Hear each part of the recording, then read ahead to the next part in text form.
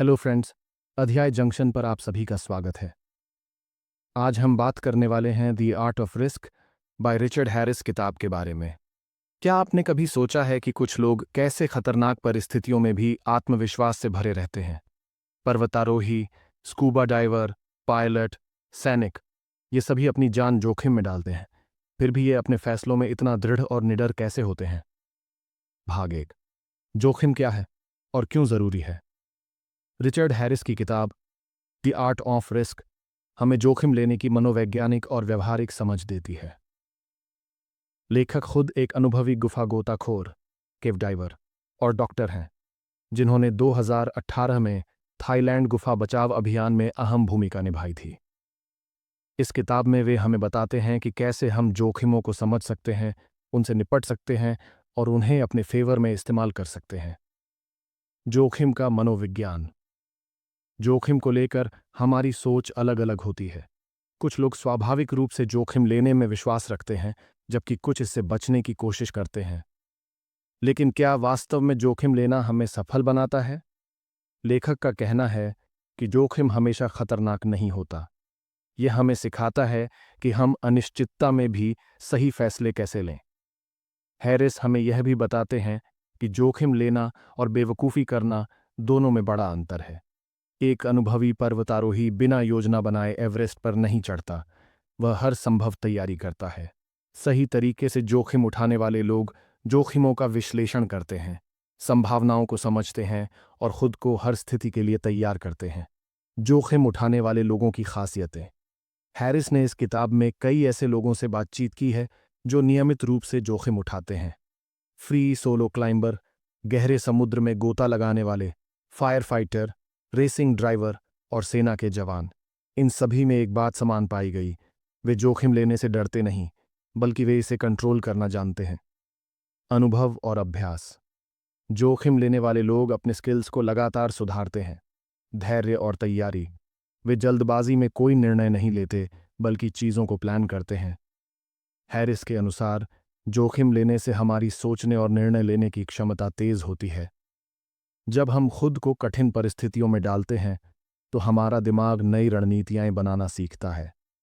यह प्रक्रिया हमें अपने डर को कंट्रोल करना, आत्मविश्वास बढ़ाना और बड़े फैसले लेने में सक्षम बनाती है। भाग 2, जोखिम का विज्ञान। दिमाग कैसे फैसले लेता है? क्या आपने कभी सोचा है कि जब हम कोई जोखिम भरा फैसला लेते हैं, तो हमारा दिमाग कैसे काम करता है? क्यों कुछ लोग जोखिम लेने में सहज महसूस करते हैं, जबकि कुछ इसे पूरी तरह से टालते हैं? रिचर्ड हैरिस बताते हैं कि इसका संबंध हमारे दिमाग की संरचना और न्यूरोलॉजिकल प्रोसेसिंग से जुड़ा है। दिमाग में निर्णय लेने की प्रक्रिया। हमारा मस्तिष्क मुख्य रूप से दो तरह से फैसले लेता है।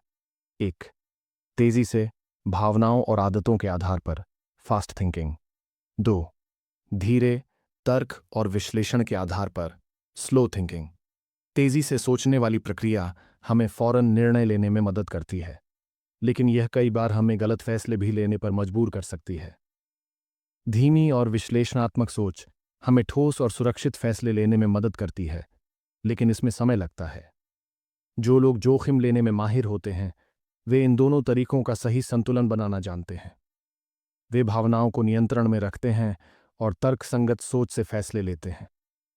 डोपामाइन और जोखिम लेने की प्रवृत्ति। हैरिस बताते हैं कि हमारे दिमाग में डोपामाइन नामक न्यूरोट्रांसमीटर जोखिम लेने की प्रवृत्ति को प्रभावित करता है। जब हम कोई सफल जोखिम उठाते हैं, तो डोपामाइन रिलीज होता है, जिससे हमें खुशी मिलती है और हम और जोखिम लेने के लिए प्रेरित होते हैं। लेकिन जब हम बार बार असफल होते हैं, तो डर और संदेह बढ़ जाता है, जिससे हम जोखिम लेने से बचने लगते हैं। जोखिम लेने की व्यक्तिगत प्रवृत्ति। हर इंसान का जोखिम लेने का स्तर अलग अलग होता है और इसका संबंध हमारे अनुभव, परवरिश और दिमाग की संरचना से होता है। कुछ लोग जन्मजात रिस्क टेकर होते हैं, जो चुनौतीपूर्ण परिस्थितियों में भी सहज महसूस करते हैं। वहीं कुछ लोग अनुभव से जोखिम लेना सीखते हैं और धीरे धीरे अपनी क्षमताओं को विकसित करते हैं। हैरिस बताते हैं कि जोखिम उठाना एक सीखी जाने वाली कला है। कोई भी व्यक्ति धीरे धीरे खुद को मानसिक और शारीरिक रूप से तैयार करके बेहतर जोखिम लेने वाला बन सकता है। कैसे सुरक्षित रूप से जोखिम उठाए? 1. जोखिम का सही विश्लेषण करें। बेवजह के खतरों से बचें और केवल उन्हीं जोखिमों को अपनाएं जिनमें सफलता की संभावना अधिक हो। 2. प्रैक्टिस और तैयारी करें। बार बार अभ्यास करने से आत्मविश्वास बढ़ता है और जोखिम लेने की क्षमता विकसित होती है। 3. भावनाओं को काबू में रखें। घबराहट और डर को अपने फैसलों पर हावी न होने दें। 4. छोटे जोखिमों से शुरुआत करें। धीरे धीरे अपनी सहनशीलता और हिम्मत बढ़ाएं। भाग 3. जोखिम और भय। डर पर काबू पाना क्यों जरूरी है? क्या आपने कभी सोचा है कि जब भी हम किसी जोखिम से सामना करते हैं तो हमारे भीतर डर क्यों पैदा होता है? रिचर्ड हैरिस बताते हैं कि डर और जोखिम एक दूसरे से जुड़े हुए हैं। जोखिम लेने के लिए हमें अपने डर को समझना और उस पर नियंत्रण पाना जरूरी होता है। डर कहाँ से आता है? हमारा मस्तिष्क प्राकृतिक रूप से हमें सुरक्षित रखना चाहता है।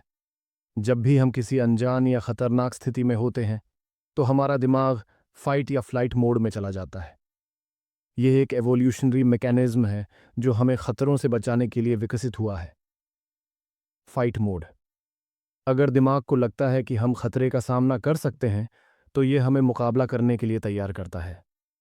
Flight mode. अगर दिमाग को लगता है कि खतरा बहुत बड़ा है तो यह हमें भागने के लिए प्रेरित करता है। लेकिन आज के दौर में हर जोखिम जीवन मृत्यु से जुड़ा नहीं होता। कई बार हमारा दिमाग छोटे जोखिमों को भी बड़ा खतरा मान लेता है, जैसे नई नौकरी के लिए इंटरव्यू देना, बिजनेस शुरू करने का फैसला लेना, नई जगह पर जाने का डर। डर को जोखिम में बदलने का फॉर्मूला। हैरिस बताते हैं कि जो लोग बड़े जोखिम उठाने में सफल होते हैं वे डर को ऊर्जा में बदलना जानते हैं। इसके लिए 3 मुख्य रणनीतियां अपनाई जा सकती हैं। 1. डर को स्वीकार करें, उसे दबाएं नहीं। डर को खत्म करने की कोशिश मत करें, बल्कि उसे समझें। डर को पहचानें और खुद से पूछें, क्या ये डर वास्तव में तर्कसंगत है? दूसरा, अपनी सोच को बदलें। डर को रुचि और जिज्ञासा में बदलें। खुद से कहें, यह अनुभव मुझे नया सिखाएगा। डर को रोमांच की तरह देखें, खतरे की तरह नहीं। 3. एक्शन लें, धीरे धीरे। छोटे छोटे जोखिम लें और धीरे धीरे अपनी सहनशीलता बढ़ाएं। जब आप बार बार डर का सामना करते हैं तो आपका मस्तिष्क उसे सामान्य मानने लगता है। डर पर काबू पाने के लिए अभ्यास। हैरिस ने कई रिस्क टेकर लोगों का अध्ययन किया और पाया कि वे कुछ खास आदतों को अपनाते हैं। माइंडफुलनेस और मेडिटेशन। यह डर को कम करके हमें अधिक आत्मविश्वासी बनाता है। नेगेटिव सोच को चैलेंज करना। जब भी मन में मैं नहीं कर सकता जैसा विचार आए, उसे मैं कर सकता हूं में बदलें। असफलता को सीखने का मौका समझें। अगर कोई जोखिम सफल नहीं होता तो उसे अनुभव के रूप में देखें। जोखिम लेने और सफलता पाने के बीच का कनेक्शन। हर महान इनोवेटर, उद्यमी और लीडर में एक चीज कॉमन होती है, वे अपने डर पर काबू पाना जानते हैं और बड़े फैसले लेने से नहीं डरते। एलोन मस्क ने बार बार जोखिम उठाए और स्पेसएक्स को सफल बनाया। स्टीव जॉब्स ने एप्पल छोड़कर भी नए प्रयोग किए और सफल हुए।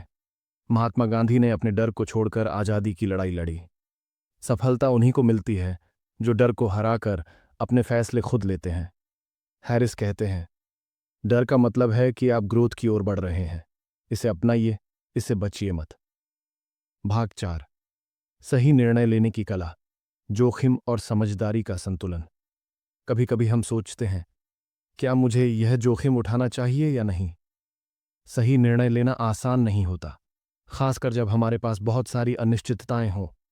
लेकिन रिचर्ड हैरिस बताते हैं कि महान रिस्क टेकर केवल भावनाओं के आधार पर फैसले नहीं लेते। वे डाटा, एनालिसिस और लॉजिक का इस्तेमाल करते हैं। सही फैसले लेने के 3 जरूरी स्टेप्स। पहली, जानकारी इकट्ठा करें। Gather information. सबसे पहले जितना हो सके उतनी जानकारी इकट्ठा करें। जोखिम और संभावित परिणामों को समझें। हर चीज को स्पष्ट करने के लिए प्रश्न पूछें। इस जोखिम का सबसे बुरा परिणाम क्या हो सकता है? इस जोखिम का सबसे अच्छा परिणाम क्या हो सकता है? क्या मेरे पास योजना बी, प्लान बी है? दूसरे, आंकड़ों और अनुभवों का विश्लेषण करें। Analyse data and experience. क्या यह जोखिम आपके पिछले अनुभवों से मेल खाता है? क्या आपके पास इसे संभालने की क्षमता है? अगर पहले किसी ने ऐसा किया है तो उनके अनुभवों से क्या सीखा जा सकता है। तीसरा, फैसला लें और एक्शन में आएं। Decide and take action. जब आपके पास पूरी जानकारी हो तो डर को हावी मत होने दें। एक बार फैसला लेने के बाद उसे पूरी ऊर्जा के साथ लागू करें। खुद से कहें, सही निर्णय लेने का कोई परफेक्ट तरीका नहीं होता, लेकिन बिना रिस्क लिए आगे बढ़ना असंभव है। जोखिम और समझदारी के बीच संतुलन कैसे बनाएं? कुछ लोग सोचते हैं कि जोखिम लेने का मतलब बिना सोचे समझे काम करना होता है, लेकिन ऐसा नहीं है। हैरिस बताते हैं कि हमें कैलकुलेटेड रिस्क्स लेने चाहिए, मतलब ऐसे जोखिम जो गणना और समझदारी के साथ लिए जाए। गलत तरीका, बिना किसी जानकारी के सीधा निवेश करना। सही तरीका, पहले मार्केट रिसर्च करना, फिर सही जगह निवेश करना। गलत तरीका, सिर्फ दूसरों की देखा देखी नौकरी छोड़ देना। सही तरीका, पहले नई नौकरी ढूंढना, फाइनेंशियल प्लान बनाना, फिर पुरानी नौकरी छोड़ना। तेज और सही फैसले लेने की तकनीक, द 10-10-10 रूल। अगर आप किसी बड़े फैसले में उलझे हैं तो खुद से पूछें, 10 मिनट बाद मैं इस फैसले के बारे में कैसा महसूस करूंगा? 10 महीने बाद इसका क्या असर होगा? 10 साल बाद क्या यह सही निर्णय लगेगा? दी 80% रूल। परफेक्ट निर्णय का इंतजार मत करें। अगर आपको 80% यकीन है कि यह फैसला सही है तो आगे बढ़ें।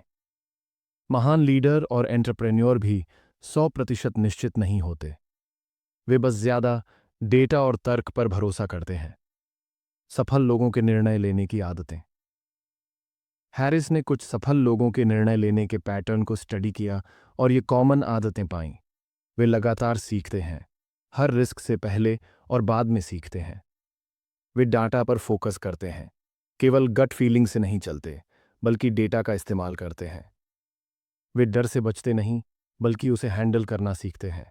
जोखिम आपको डराने के लिए नहीं है, बल्कि आपको मजबूत और समझदार बनाने के लिए है। Richard Harris. भाग 5। जब चीजें गलत हो जाएं, जोखिम से उबरने की कला। जोखिम लेना एक चीज है, लेकिन जब चीजें हमारे खिलाफ जाती हैं तब क्या किया जाए? रिचर्ड हैरिस बताते हैं कि सफलता सिर्फ सही निर्णय लेने से नहीं मिलती, बल्कि गलत निर्णयों से सीखने और वापस उभरने की क्षमता से मिलती है। गलत फैसले से कैसे उभरें? पहली गलती स्वीकार करें और आगे बढ़ें। ज्यादातर लोग असफलता को स्वीकार करने की बजाय बहाने ढूंढने लगते हैं।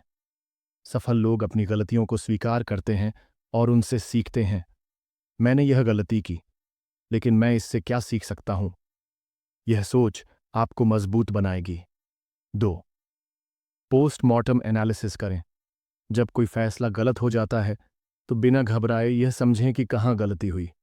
हैरिस कहते हैं कि हर बड़ी कंपनी और सफल व्यक्ति अपनी गलतियों की समीक्षा करते हैं और उसमें सुधार लाते हैं। सवाल पूछें, क्या मैंने पर्याप्त जानकारी इकट्ठा नहीं की थी? क्या मैंने जल्दबाजी में निर्णय लिया? क्या मैं सिर्फ अपने इमोशंस के आधार पर चला? 3, अपने फेलियर को अपनी ताकत बनाएं। क्या आपको पता है कि वॉल्ट डिज्नी को उनकी पहली कंपनी से निकाल दिया गया था? स्टीव जॉब्स को अपनी ही कंपनी से निकाल दिया गया था, लेकिन उन्होंने हार नहीं मानी, सीखा और वापसी की।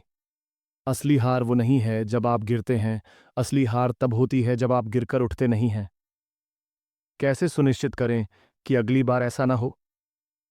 सीखने की आदत डालें। हर फैसले के बाद उसकी समीक्षा करें। सफल लोगों की कहानियां पढ़ें और जानें कि उन्होंने मुश्किलों से कैसे उबारा। दूसरों से राय लें। कई बार हम अपने इमोशंस में बहकर सही चीज नहीं देख पाते। मेंटर्स, दोस्तों या अनुभवी लोगों से सलाह लेना जरूरी है। रिस्क बफरिंग करें। अगर आप कोई बड़ा जोखिम लेने जा रहे हैं तो उसके लिए पहले से बैकअप तैयार रखें। उदाहरण के लिए, अगर आप नई बिजनेस शुरू कर रहे हैं तो पहले थोड़ी सेविंग्स रखें ताकि शुरुआती दिनों में परेशानी ना हो। सफलता और असफलता के बीच का फर्क।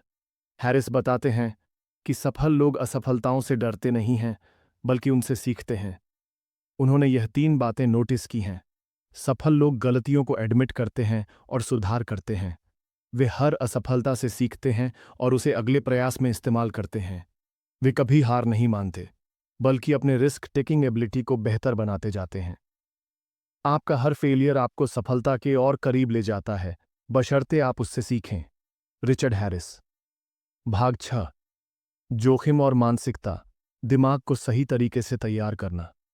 अगर आप सोचते हैं कि जोखिम लेना सिर्फ हिम्मत की बात है, तो आपको अपनी मानसिकता पर दोबारा ध्यान देना होगा। रिचर्ड हैरिस बताते हैं कि जो लोग जोखिम लेकर सफल होते हैं, वे सिर्फ बहादुर नहीं होते, बल्कि उनकी मानसिकता सही तरीके से प्रशिक्षित होती है। आपका दिमाग रिस्क को कैसे प्रोसेस करता है? हमारा दिमाग दो तरीकों से काम करता है। एक, आवेगात्मक इंस्टिंक्टिव थिंकिंग। यह दिमाग का पुराना हिस्सा है जो हमें तुरंत प्रतिक्रिया देने के लिए मजबूर करता है।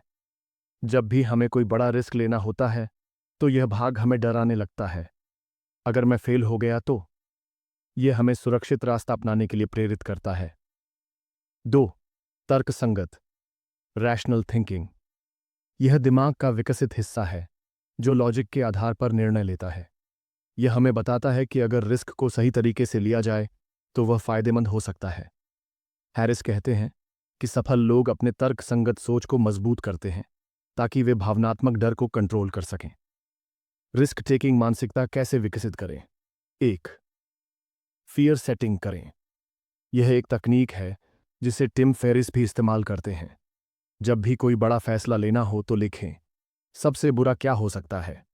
अगर यह बुरा हो गया तो मैं उससे उबरने के लिए क्या कर सकता हूं? क्या यह रिस्क लेने लायक है? जब आप इसे लिखते हैं तो आपको पता चलता है कि अधिकतर डर सिर्फ आपके दिमाग की उपज है। 2, छोटे छोटे रिस्क लें और उन्हें मैनेज करना सीखें। पहले छोटे रिस्क लें, फिर बड़े रिस्क की ओर बढ़ें। अगर आप बिजनेस शुरू करना चाहते हैं तो पहले पार्ट टाइम कुछ नया करने की कोशिश करें। अगर आप पब्लिक स्पीकिंग से डरते हैं तो पहले छोटे ग्रुप में बोलना शुरू करें। 3, ग्रोथ माइंडसेट अपनाएं। रिस्क लेने का मतलब है कि आप नई चीजें सीखने को तैयार हैं। कैरल ड्वेक की ग्रोथ माइंडसेट थ्योरी के अनुसार जो लोग असफलताओं को सीखने का मौका मानते हैं वे आगे बढ़ते हैं। 4, डर को नॉर्मल मानें। रिचर्ड हैरिस कहते हैं कि डर आना स्वाभाविक है, लेकिन उसे अपने ऊपर हावी मत होने दें। जब भी डर लगे तो सोचें कि यह डर मुझे रोक नहीं सकता, बल्कि यह मुझे और सतर्क बना सकता है। जोखिम लेने वाले लोगों की मानसिकता में क्या खास होता है? वे हर असफलता से सीखते हैं और दोबारा कोशिश करते हैं। वे डर को स्वीकार करते हैं, लेकिन उस पर नियंत्रण रखते हैं। वे छोटे छोटे रिस्क लेकर बड़े रिस्क के लिए खुद को तैयार करते हैं। जोखिम लेने का मतलब यह नहीं कि आप बेवकूफ़ी करें, बल्कि यह समझदारी से निर्णय लेना है। Richard Harris. भाग 7, रिस्क लेने के विज्ञान को समझना। रिचर्ड हैरिस रिस्क टेकिंग को केवल एक मानसिकता नहीं, बल्कि एक साइंटिफिक प्रोसेस मानते हैं। जब भी हम कोई जोखिम लेते हैं तो हमारे शरीर और दिमाग में कुछ महत्वपूर्ण बदलाव होते हैं। अगर इन बदलावों को समझ लिया जाए तो हम रिस्क को बेहतर तरीके से मैनेज कर सकते हैं। जब आप रिस्क लेते हैं तो आपके शरीर में क्या होता है? 1, एड्रेनालिन और कोर्टिसोल का बढ़ना। जब भी कोई बड़ा रिस्क सामने आता है, हमारा शरीर फाइट या फ्लाइट मोड में चला जाता है। एड्रेनालिन एड्रेनलिन हमें ऊर्जा और सतर्कता देता है, जबकि कोर्टिजोल हमें चिंतित और डरा हुआ महसूस करवा सकता है। 2, डोपामिन रिलीज होता है। रिस्क लेने के बाद अगर हमें सफलता मिलती है तो डोपामिन नाम का न्यूरोट्रांसमीटर रिलीज होता है। यही केमिकल हमें खुशी और आत्मविश्वास देता है, जिससे अगली बार रिस्क लेना आसान हो जाता है। 3, न्यूरोप्लास्टिसिटी बढ़ती है। रिस्क लेने से हमारा दिमाग नई परिस्थितियों के अनुकूल ढलने में सक्षम हो जाता है।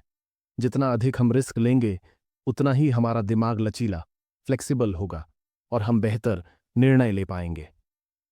साइंटिफिक तरीके से रिस्क को मैनेज कैसे करें? 1, अपने डर को डेटा की तरह देखें। डर को इमोशन की बजाय डेटा पॉइंट की तरह देखें। खुद से पूछें, इस रिस्क के क्या पॉजिटिव और नेगेटिव पहलू हैं? अगर मैं ये रिस्क नहीं लूंगा तो क्या खो दूंगा? दूसरी, डिसेंसिटाइजेशन तकनीक अपनाएं। रिस्क से जुड़ा डर कम करने के लिए छोटे छोटे जोखिम लें। अगर आपको स्टार्टअप शुरू करने का डर है तो पहले एक फ्रीलांस प्रोजेक्ट लें।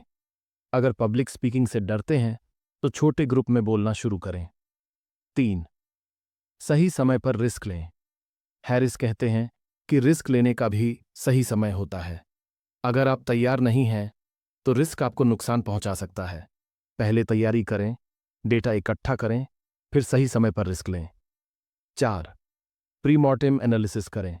यह एक तकनीक है जिसमें आप पहले ही सोच लेते हैं कि अगर चीज़ें गलत हुईं तो क्या होगा।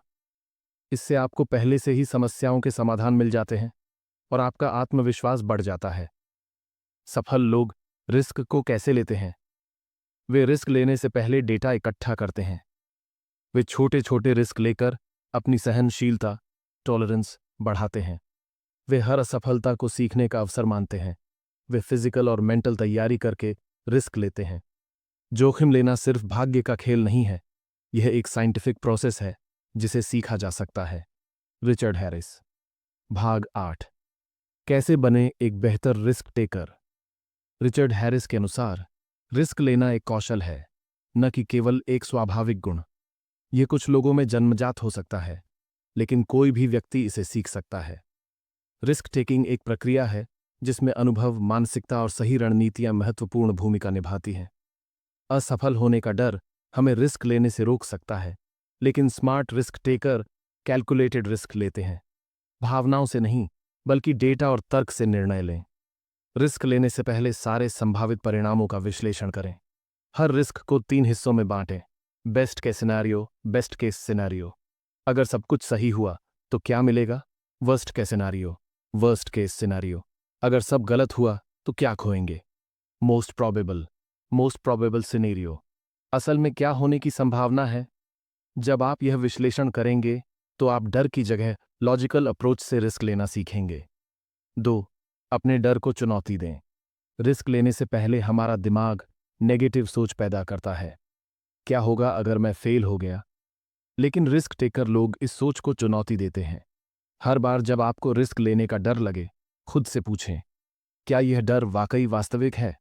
इसका सबसे बुरा परिणाम क्या हो सकता है और मैं उससे कैसे निपट सकता हूं? इस तरह से डर को रैशनल तरीके से देखने की आदत डालें। 3. छोटे छोटे जोखिम लें। Incremental risk taking. अगर आप रिस्क लेने में बिल्कुल सहज नहीं हैं तो छोटे छोटे कदमों से शुरुआत करें। अगर आप बिजनेस करना चाहते हैं तो पहले एक छोटा साइड प्रोजेक्ट शुरू करें। अगर आप पब्लिक स्पीकिंग से डरते हैं तो छोटे ग्रुप्स में बोलना शुरू करें। हर छोटा रिस्क आपका आत्मविश्वास बढ़ाएगा और बड़े रिस्क लेने में मदद करेगा। 4. असफलताओं को सीखने का अवसर मानें। रिस्क टेकर लोग असफलता से डरते नहीं, बल्कि उसे सीखने का मौका मानते हैं। वे अपनी गलतियों से सीखकर अगली बार और बेहतर रिस्क लेते हैं। वे जानते हैं कि रिस्क बिना असफलता के संभव नहीं है। हर असफलता के बाद खुद से सवाल करें, मैंने क्या सही किया?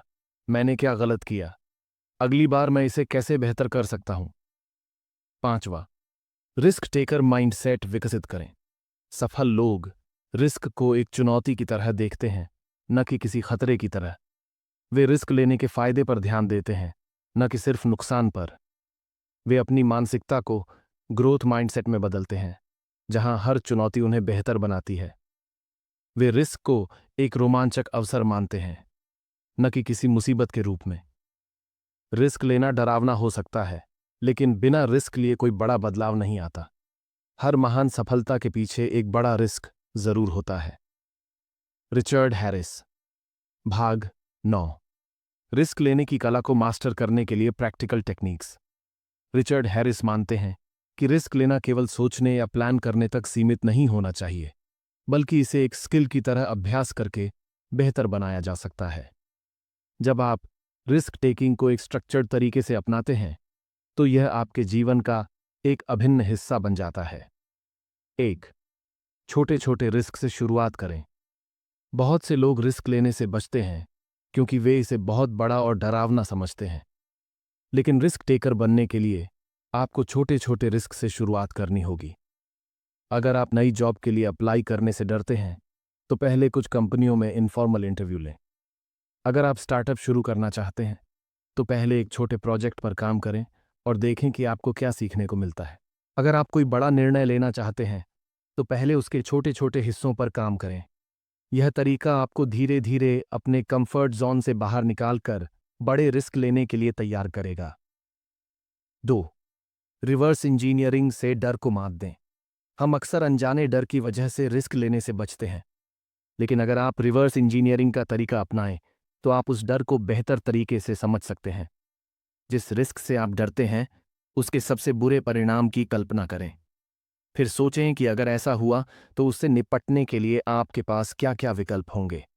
इससे आपको यह समझने में मदद मिलेगी कि कोई भी रिस्क इतना बड़ा नहीं होता जितना हम सोचते हैं। 3. डेटा और लॉजिक पर निर्भर करें, भावनाओं पर नहीं। स्मार्ट रिस्क टेकर लॉजिक और डेटा का इस्तेमाल करके निर्णय लेते हैं। इंस्टिंक्ट्स अच्छे हो सकते हैं, लेकिन रिस्क टेकिंग में सिर्फ भावनाओं पर निर्भर रहना खतरनाक हो सकता है। हमेशा सही जानकारी इकट्ठा करें और सारे उपलब्ध विकल्पों को अच्छे से एनालाइज करें। एक्सपर्ट्स की राय लें और अपने नेटवर्क का इस्तेमाल करें। 4. अपनी मानसिकता को ग्रोथ माइंडसेट में बदलें। डॉक्टर कैरल ड्वेक की रिसर्च के अनुसार जो लोग ग्रोथ माइंडसेट अपनाते हैं वे रिस्क लेने में बेहतर होते हैं। वे हर असफलता को एक सीखने का अवसर मानते हैं। वे चुनौतियों से डरते नहीं बल्कि उनका सामना करते हैं। वे जानते हैं कि बिना रिस्क लिए वे अपनी पूरी क्षमता तक नहीं पहुंच सकते। अगर आप किसी रिस्क के बारे में अनिश्चित महसूस कर रहे हैं तो खुद से पूछें, क्या मैं इसे एक सीखने के अवसर की तरह देख सकता हूं? 5. लगातार रिस्क लेने की आदत डालें। रिस्क टेकर बनने का सबसे अच्छा तरीका है इसे अपनी लाइफस्टाइल का हिस्सा बना लेना। हर दिन छोटे छोटे निर्णय लें जो आपको कंफर्ट जोन से बाहर निकालें। नए अवसरों को एक्सप्लोर करें, भले ही वे थोड़ा जोखिम भरे लगें। हर रिस्क के बाद उसका विश्लेषण करें और सीखें कि आप अगली बार कैसे बेहतर कर सकते हैं। सफलता उन्हीं को मिलती है जो रिस्क लेने की हिम्मत रखते हैं। Richard Harris. भाग 10. रिस्क टेकिंग को अपनी पर्सनल और प्रोफेशनल लाइफ में अप्लाई करना। अब तक हमने रिस्क टेकिंग के साइकोलॉजिकल और प्रैक्टिकल पहलुओं को समझा है, लेकिन असली सवाल यह है, इन सिद्धांतों को अपनी पर्सनल और प्रोफेशनल लाइफ में कैसे लागू किया जाए? रिचर्ड हैरिस इस बारे में कुछ बेहतरीन इंसाइट्स देते हैं। 1. करियर में रिस्क लेना क्यों जरूरी है? अगर आप अपने करियर में आगे बढ़ना चाहते हैं तो रिस्क लेना अनिवार्य है। हर सफल इंसान ने अपने करियर में कोई ना कोई बड़ा रिस्क जरूर लिया है, चाहे वो जॉब चेंज करना हो, नई स्किल सीखना हो या खुद का बिजनेस शुरू करना हो। बिना रिस्क लिए ग्रोथ नहीं होती।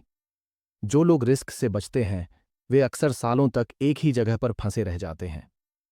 2. रिश्तों में रिस्क लेना क्यों जरूरी है? रिश्तों में भी रिस्क लेना उतना ही महत्वपूर्ण है जितना प्रोफेशनल लाइफ में।